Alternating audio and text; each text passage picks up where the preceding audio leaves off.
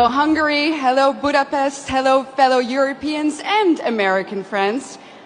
Thank you so much for having me. Allow me to skip formalities for a moment and dive right into a subject that is not so cheerful, but very, very necessary to discuss. Let me walk you through the past 7 days in Europe. This week in Stockholm, 3 elderly women in their 70s were stabbed in broad daylight on the streets. In London, 4 people were stabbed in a time span of just 42 hours. In Paris, hundreds of African migrants took to the street to riot. And in Brigalow, also in France, yet another church was burned down to the ground. And that, ladies and gentlemen, is just a few incidents in just a couple of days on our beautiful continent. But we all know that these incidents aren't incidents anymore. If there's one thing that's for sure, is that we know, and our governments also know, that there is a link between mass migration and crime. In the Dutch city of Dordrecht, something interesting happened the other day. They announced, and this is a small city in the Netherlands, in my home country, that a new asylum center will be put in that little town. And what did the municipality do? They said, we are going to offer citizens who live in the vicinity of this center €1,000 to take extra safety measures. Our new reality in Europe consists of frequent rapes, stabbings, killings, murders, shootings, even beheadings. But let me be clear about one thing. This did not used to happen before. This is a newly imported problem. Samuel P. Huntington predicted this over 25 years ago when he wrote, and I quote, "In the new world of mass migration, the most pervasive, important and dangerous conflicts will not be between the social classes. They will not be between the rich and the poor. They will be between peoples belonging to different cultural entities. Tribal wars and ethnic conflicts will occur within civilizations." Well, boy, was he right. And the worst part is, we as a society seem to have become indifferent to it. When another white boy or a white girl dies at the hand of an immigrant, we might shake our head, we might let out a sigh, we might even get angry for a minute or two, and then we go on with our lives. We offer the family thoughts and prayers, but nothing ever changes. Ladies and gentlemen, what does that say about us? This is a response of a society that has already given up. A society that has already accepted its defeat. But is this true? Have we given up?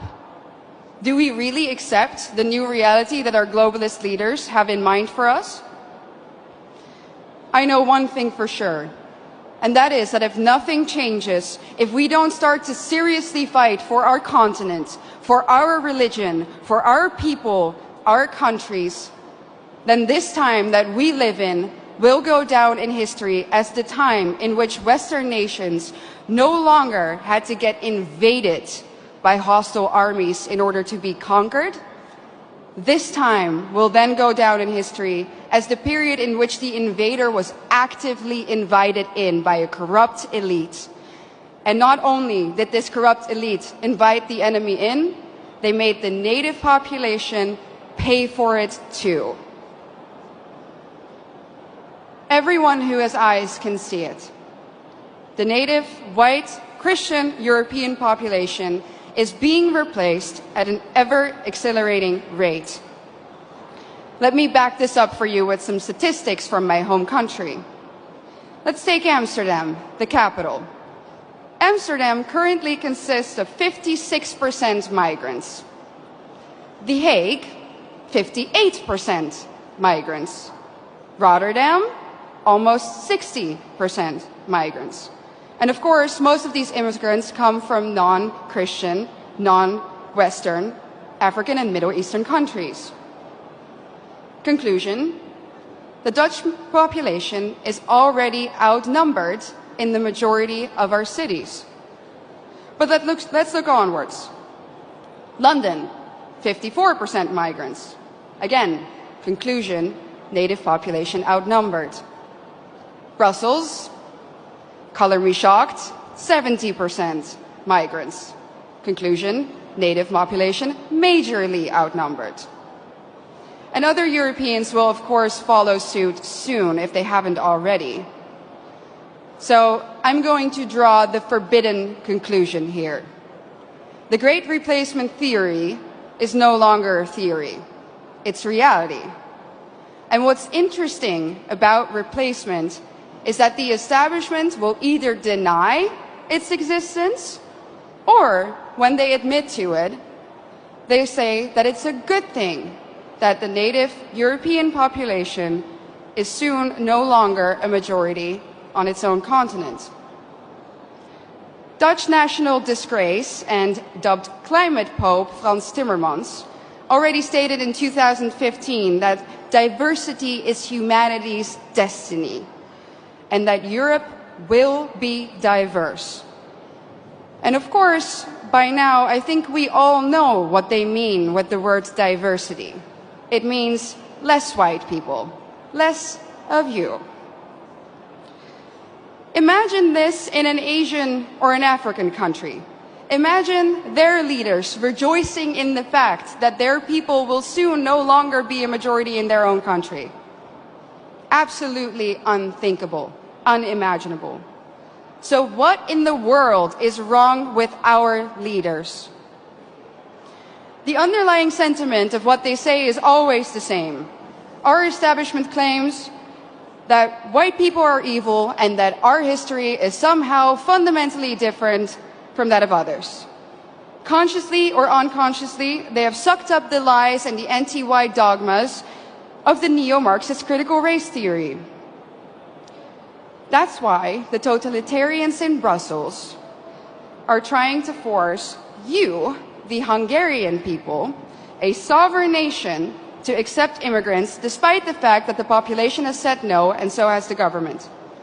But make no mistake, the majority of the Dutch people haven't asked for this either. Just like Brussels is forcing Hungary to accept these hordes of immigrants, they are doing the same now, even in the smallest of towns in the Netherlands. No part may remain Dutch in the traditional sense of the word. No part of Europe may remain European.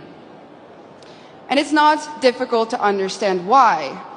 If the old Europe still exists in certain places, then people will be able to compare the new Europe to the old, and newsflash, they will prefer the old. That's why the Eurocrats hate Hungary so much. And their message is clear. Our way of life, our Christian religion, our nations, they have to go, without exception. Their vision of the future is the neoliberal, unrecognizable Europe, where every city becomes kind of like Brussels. Ugly, dirty, unsafe, zero social cohesion, where the buildings are constantly under construction and they never ever seem to finish, and even when they do, the end result is uglier somehow than what they started with. And what are we left with? A permanent state of isolation, confusion, and disorientation. Ladies and gentlemen, welcome to the New World Order.